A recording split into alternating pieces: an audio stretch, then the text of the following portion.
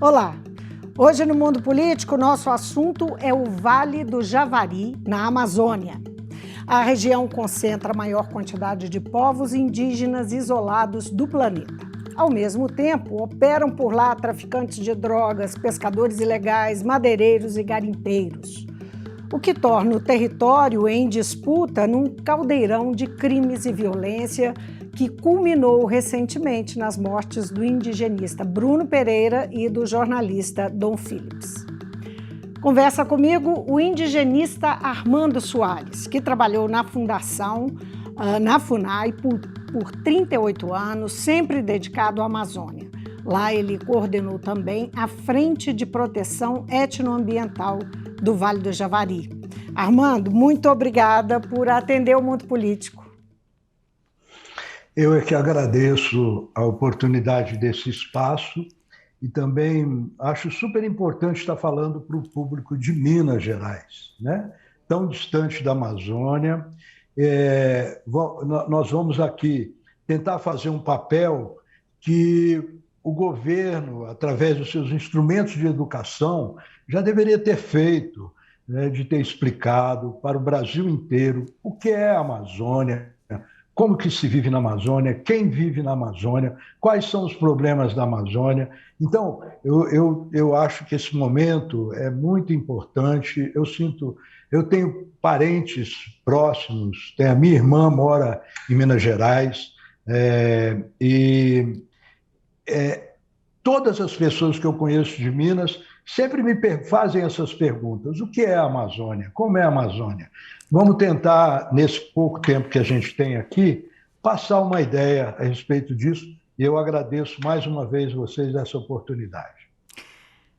Armando, os assassinatos de Dom e Bruno chamaram a atenção do país para o Vale do Javari, não é? Ele ganhou luz. Uma região pouco conhecida da Amazônia. O que significa geograficamente e em termos de riquezas, falando de riquezas, o Vale do Javari? Olha, o Vale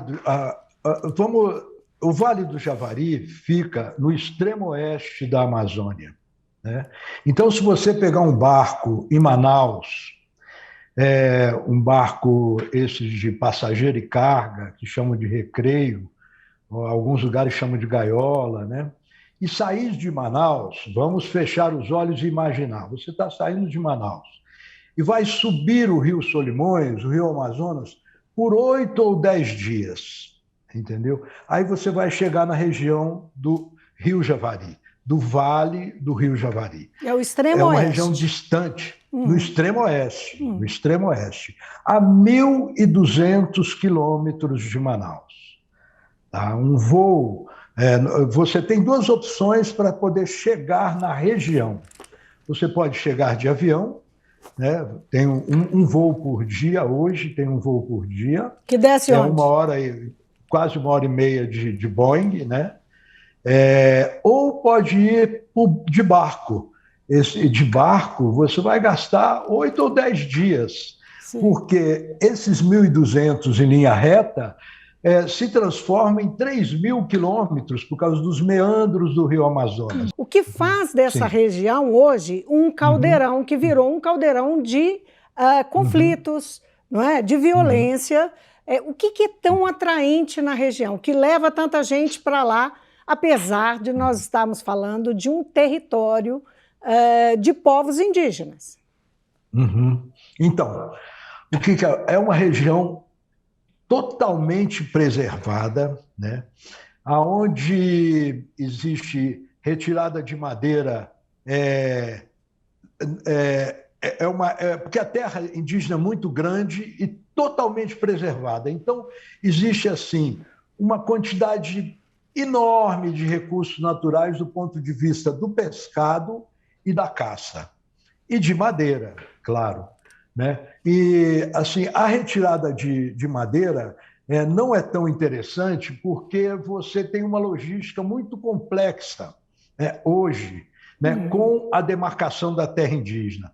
Antes da demarcação da terra indígena, havia uma retirada muito grande de madeira, né? Depois continuou, mas não continuou no nível que havia antes da demarcação da terra indígena.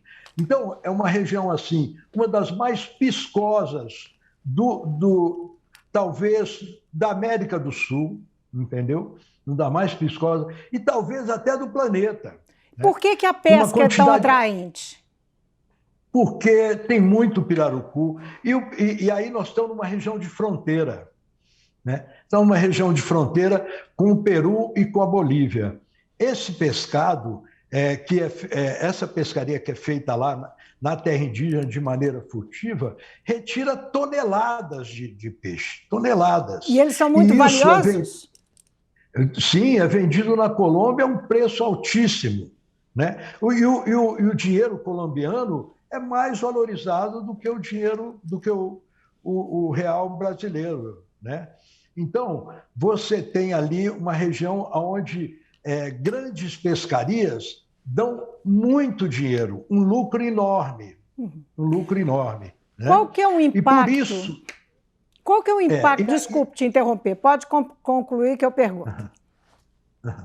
Então, o lucro disso é muito grande. Né? Agora, o custo para se fazer esse tipo de pesca também é muito alto, o que leva entendeu? Os indígenas da região, que estão na organização indígena, eles vêm colocando que o que se gasta para produzir uma pescaria dessa é muito alto. Então, não é pescaria para subsistência, para o pobre do ribeirinho, para ele comer, não é isso. A coisa é negócio mesmo.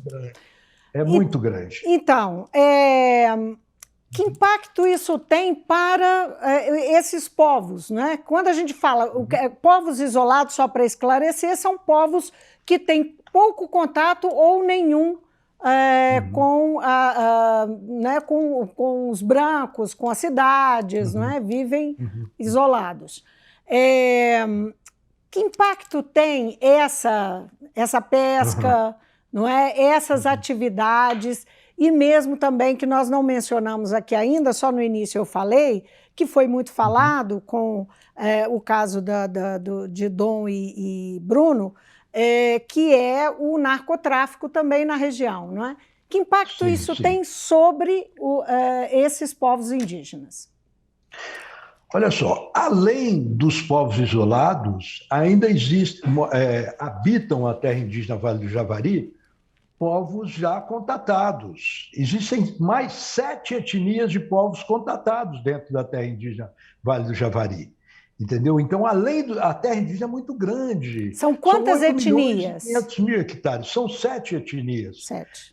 Os Maioruna, os Marubo, os Matis, os Canamari, e tem 2 povos de recente contato, povos isolados que foram recém-contatados. Né?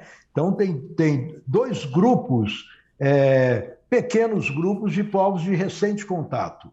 Um contato, inclusive, foi o Bruno que fez. O povo Corubo, de recente contato, e o povo de Sorrão de Apá, também de recente contato.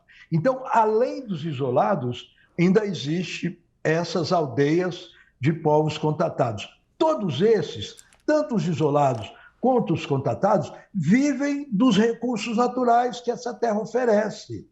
Os isolados, principalmente, eles não têm acesso a outro tipo de fonte de alimentação, a não ser o que a terra indígena oferece. Então, quando quando essa terra indígena é invadida, você está restringindo a possibilidade desses povos de sobreviverem. Entendeu? Então, o grande problema que causa essas invasões é essa pesca predatória, essa caça predatória de diminuir os estoques que vão possibilitar a vida dos povos isolados. Não é verdade? Armando, falando agora especificamente sobre aquilo que, né, os assassinatos, primeiro o desaparecimento e depois a confirmação dos assassinatos de Dom e Bruno, eu queria que você... Eu sei que você teve uma relação com o Bruno, foram amigos e tal. Como é que você recebeu a notícia? Não é? O que você pensou quando recebeu a notícia com o conhecimento que você tem da região? Uhum. Olha, inclusive, eu já dei outras entrevistas. Eu dei uma entrevista para uma rádio da Bahia, quando ainda não haviam sido localizados os corpos. Eles me perguntaram: o que você acha? Você acha que eles ainda estão vivos e tal? No momento, eu nem quis responder, porque seria muito ruim para a família ficar ouvindo, né? Mas quando aconteceu, quando eu fui informado que eles haviam sumido, eu imediatamente imaginei que havia acontecido essa fatalidade, entendeu? Pela minha vivência na região. Olha só, quando eu trabalhei lá no Vale do Javari, que foi de 2003 a 2005, há 20 anos atrás, entendeu? Já havia invasões, grandes invasões.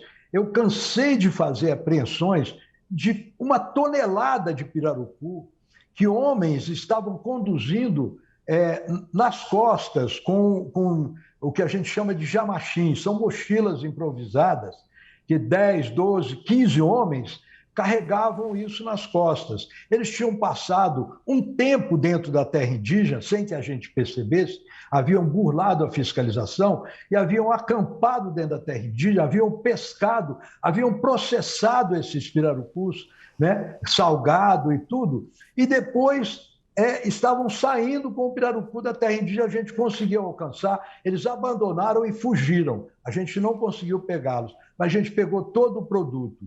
Entendeu? Então, no meu tempo, há 20 anos atrás, já acontecia isso. Né? Eu, quando fui para a terra de Vale do Javari, eu fui fazer um trabalho de proteção dos isolados.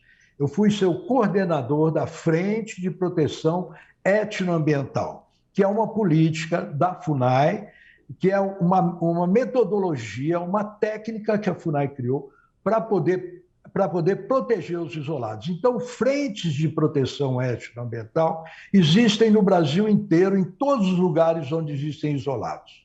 Tá? E eu fui fazer esse trabalho lá. E o que é isso? Como é que ela funciona? Só Elas rapidamente explicar assim, isso para a gente não fugir muito do nosso assunto. Elas funcionam... bom, tem um local onde essa frente é instalada através de bases de proteção etnoambiental. Inclusive, lá no Vale do Javari, tem 4 bases de proteção etnoambiental. São bases que ficam em lugares estratégicos, porque antes da gente instalar as bases, a gente faz um estudo para saber aonde que os índios estão, que é o trabalho de localização. Mas como é que a base atua? Como é que ela atua? A base atua fazendo uma triagem fazendo tipo uma triagem. Os índios daquela terra podem entrar. Os outros a gente não permite que entrem. É uma espécie de controle de quem está no território. Exatamente, do controle do território. E também essas bases sediam equipes que sempre estão monitorando a presença dos isolados. A gente faz um trabalho mais ou menos assim. A política da FUNAI é a política do não contato. Né? Nós não fazemos contato. Nós só fazemos contato se o grupo estiver correndo algum risco muito grande. Ou se a presença deles ali estiverem oferecendo algum risco muito grande para os outros índios, para a população local. Você acha que essa política foi abandonada nos últimos tempos? Porque os próprios servidores da FUNAI estão fazendo críticas severas à condução da fundação. Pois é, não só essa política, mas a proteção e a promoção dos direitos dos povos indígenas está completamente abandonado. A FUNAI está totalmente socateada. A FUNAI não tem condições de fazer absolutamente nada. Foram cortados todos os recursos da FUNAI. Ela tem um recurso mínimo, que é todo controlado de forma, vamos dizer, escusa em Brasília. né? Inclusive, os indigenistas estão pedindo a troca do presidente da FUNAI, que foi um homem que sempre se declarou contra a existência da FUNAI e foi colocado lá como presidente. Né? Bom, o senhor me lembra uma outra coisa, que o presidente da República sempre se declarou contra a demarcação das terras indígenas, não é? Então, sim, assim, sim, digamos exatamente. que isso não seria nenhuma surpresa, né? Estaria já mais ou menos precificado, não é? Se a gente levar em conta o que ele vem dizendo mesmo antes de ser eleito. Além disso, ele faz declarações que demonstram que incentiva os invasores a continuar a invasão. Ele é autor de um projeto de lei, o PL 190, que abre as terras indígenas para mineração e para o garimpo. Entendeu? Então, os invasores, esses homens que fazem esses ilícitos, eles se sentem à vontade para fazer isso. Inclusive, em 2019, foi assassinado um dos colaboradores da FUNAI, Maxiel Pereira dos Santos. Ele foi assassinado aí em Tabatinga, ele era colaborador da FUNAI, da Frente de Proteção dos Índios Isolados aí de Atalaia do Norte, né, da terra indígena Vale do Javari.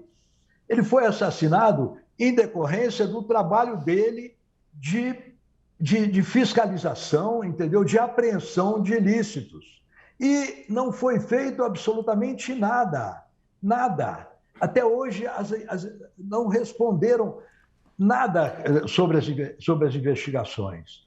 Tanto é que agora os movimentos que estão, os parceiros dos indígenas, que estão fazendo movimentos políticos aí para reivindicação, estão incluindo o nome do Maxiel na reivindicação do levantamento das causas desses assassinatos. Pois é, existe um questionamento, inclusive, sobre a declaração que a Polícia Federal fez sobre não haver mandantes, de não haver, digamos, um crime organizado, uma quadrilha organizada por trás dessas mortes, mas pescadores que se juntaram e cometeram um crime. Eles sugeriram isso, o que é contestado pela União dos Povos Indígenas do Vale do Javari, não é? Foi contestado pela liderança lá.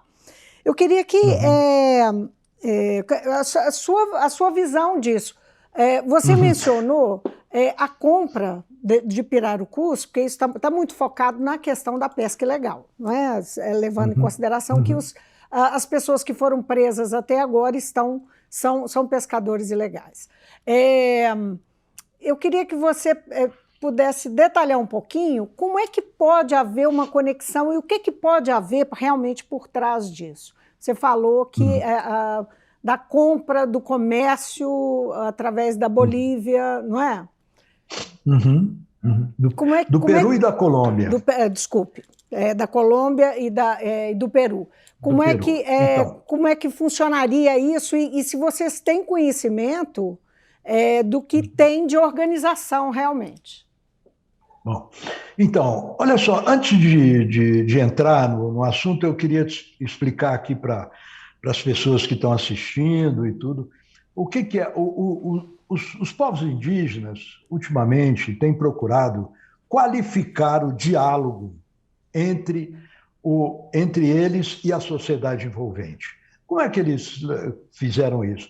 Eles se organizaram criaram organizações indígenas, né? E a Univaja é uma dessas. Essa organização indígena, dentro dessa organização indígena estão organizações de base dos 7 povos indígenas do Vale do Javari. Então, quando a Univaja está falando, os povos indígenas do Vale do Javari estão falando. Tá? Então, quando questionam o que a Polícia Federal fala, são os povos de todas as etnias. A Univaja vem trabalhando desde que sente que a FUNAI está sendo sucateada, que a FUNAI... Então, a Univaja cria uma organização própria, que é as unidades de vigilância. Vigilância indígena, não é? Equipe de vigilância da Univaja. As equipes de vigilância. Qual o objetivo das equipes de vigilância? As equipes de vigilância, elas vão qualificar informações. Elas, por exemplo, eles levantaram 60 pontos de invasão na terra indígena Vale do Javari. Certo? Isso tudo com GPS, com coordenadas, coisa bem qualificada. Eles têm tecnologia, então, à disposição deles? Tem tecnologia, eles são treinados.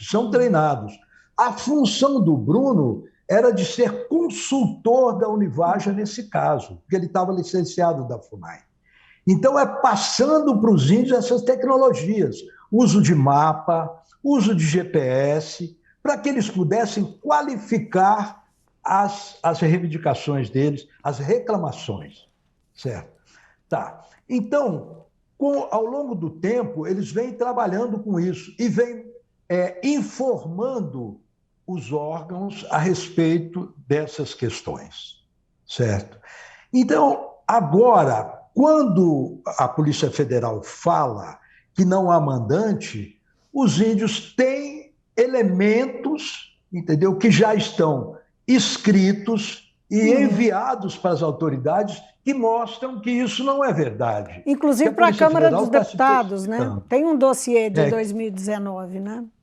Então, está se precipitando. Foi muito precipitada. Como? Eu acho, eu vi uma entrevista do Beto Maruba, é um índio, que, inclusive com quem eu já trabalhei lá no Vale do Javari, que ele disse, poxa vida, qualquer polícia não diz no dia seguinte que ele faz a apreensão dos suspeitos, no dia seguinte dizer que não há mandante. Isso é muito precipitado. O cara troca de versões a todo momento, né? E tem novos elementos, inclusive mais pessoas participaram do delito. Né? Ele precisa ouvir essas pessoas. Como que dá uma opinião dessa, entendeu? Então, em decorrência do profundo conhecimento dos indígenas, dessa prática delituosa, e em decorrência da informação que os indígenas já têm a respeito de nomes, inclusive, de pessoas que entram nessa terra indígena e das práticas delituosas dessas pessoas, né? Em decorrência disso, os indígenas estão plenamente autorizados a refutar essa declaração da Polícia Federal. Precipitada. Por que isso? Uma outra questão, só antes da gente terminar a nossa conversa, que eu não queria deixar de mencionar, eles foram, os indígenas, parece que o que eu tive acesso, a informação que eu tive, é que pelo menos 100 homens trabalharam nas buscas de 5 etnias, das 7 de 5 etnias diferentes, atuaram ativamente nas buscas, foram fundamentais para o sucesso, enfim, se é que a gente pode chamar isso de sucesso, mas, enfim, para que tivesse efeito aí as buscas dos corpos de Dom e Bruno. E eles tiveram muito pouco reconhecimento do trabalho deles. Por que você acha que isso aconteceu? Por que acontece dessa forma? Eles sequer foram convidados para a coletiva de imprensa, não é? Quando foi anunciado, né? Foram anunciados os resultados dos trabalhos. O que acontece? Eu vou resumir numa palavra o que é isso. Isso se chama preconceito. Desculpe a força da expressão, às vezes é muito forte, mas isso é o resultado do preconceito. Eu vou te dizer mais uma coisa. Quem fez todo o trabalho, quem conseguiu acertar nas buscas, foram os indígenas. A partir do momento, os indígenas mesmos estavam dizendo que tinha a Polícia Federal procurando suspeito nas estradas, né? Tinha a Polícia Federal procurando suspeitos em lugares que não tinham nada a ver com a questão. Os índios é que fizeram tudo. Eu acompanhei, eu conversei com eles, entendeu? Eles que fizeram tudo. Eles que descobriram os materiais do Bruno que foram encontrados anteriormente. Eles já haviam dado esses nomes dessas pessoas para a polícia. Os índios, os indígenas, haviam dado esses nomes, todos os nomes, e deu uma lista muito maior. No meio dessa lista tem o nome desses homens que já foram presos. Entende? Então, a falta de sensibilidade, a falta de reconhecimento da importância do conhecimento desses índios da região é que leva a isso. Eu quando entrei na FUNAI, com pouco conhecimento ainda, levei um certo tempo até entender por quê. Porque a gente foi criado com muito preconceito. Com muito preconceito. Eu lutei muito tempo com o meu preconceito para poder começar. E a partir do momento que eu comecei a trabalhar com o protagonismo dos indígenas, meu trabalho melhorou 200%. 200%. Entendeu? E foram os índios que fizeram todo esse trabalho aí. Todo o trabalho.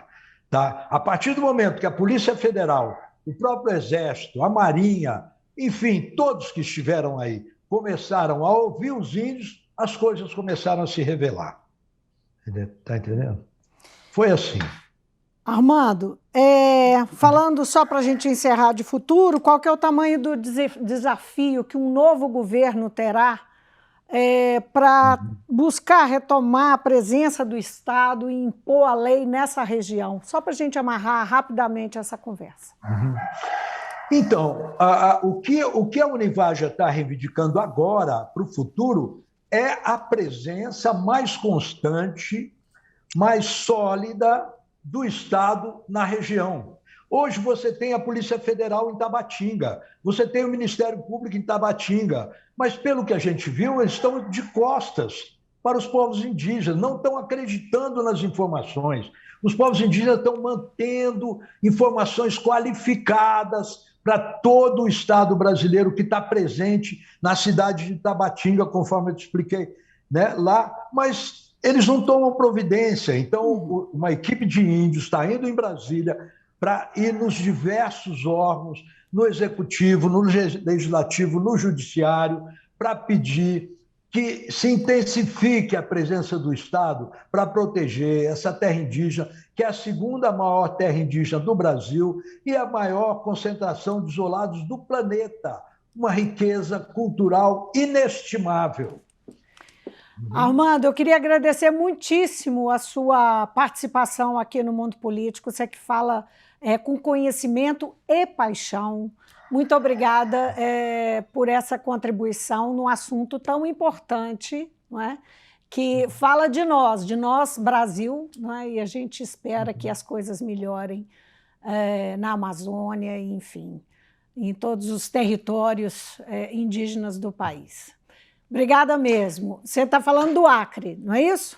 Estou falando do Acre. Você mora no Acre? Não, eu moro no sul do Amazonas, em Lábrea, às margens do Rio Purus, que é um tributário dos Solimões. Então, fala com propriedade e localização. Obrigada, então. Obrigado você, eu que agradeço a oportunidade e o espaço. Eu conversei com o indigenista Armando Soares, que trabalhou na Fundação Nacional do Índio por 38 anos, sempre dedicado à Amazônia. Lá, Armando coordenou também a Frente de Proteção Etnoambiental do Vale do Javari. Eu me despeço aqui, muito obrigada pela companhia, até amanhã.